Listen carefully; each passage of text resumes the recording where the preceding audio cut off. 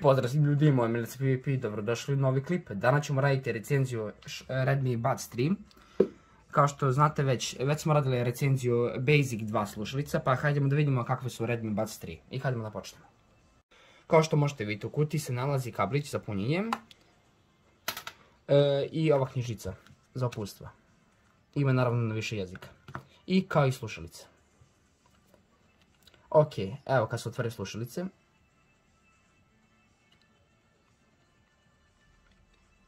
Baš su lepe. Teške su samo 4,5 grama, dakle da baš je lako za uši. Sa kutijom im traje 20 sati, a slušalice traju 5 sati. Kao što možete vidjeti, ovo je kutija.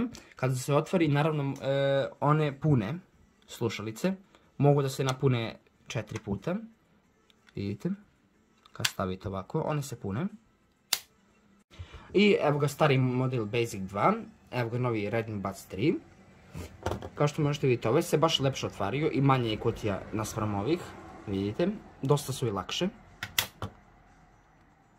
Ajde da izvadimo. Vidite, dizajn starih. Evo je novije.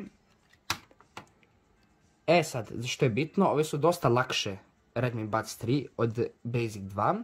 Dakle, da lepše će vam bude uši, mislim, prijatnije. Vidite. I ljudi, da sada vam kažem neke funkcije ovih slušalica. Naprimjer, kada pričate sa nekim, ako pipnete 2 puta ovako, onda će vam prekine. Ako vas neko zove, opet kliknete 2 puta bilo koje od ovih dve slušalice, vama se javi.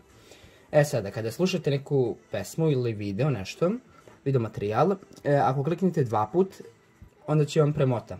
Ako kliknete 3 puta, onda će da vam vrati unazad. I ako zadržite, vama će da stopira. Što se tiče mana, imamo senzor, ovaj.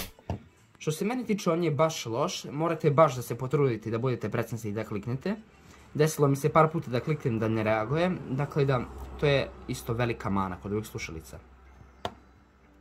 Sljedeća mana je zato što su baš iskopirali Apple, kad bi neko vidio mislilo bi da sam uzeo neku kopiju od Apple-a, vidite, baš liči. I sljedeća mana je zašto nema baš pretarano dobar bas, ali može da prođe za ove pare. Evo su prednosti. Mnogo su slušalice lake, znači imaju samo 4,5 grama, dakle da baš će vam lepo staviti ušima. Sljedeća prednost je zato što im je baš dobra baterija, znači slušam po cijel dan muziku, znači gruva super je.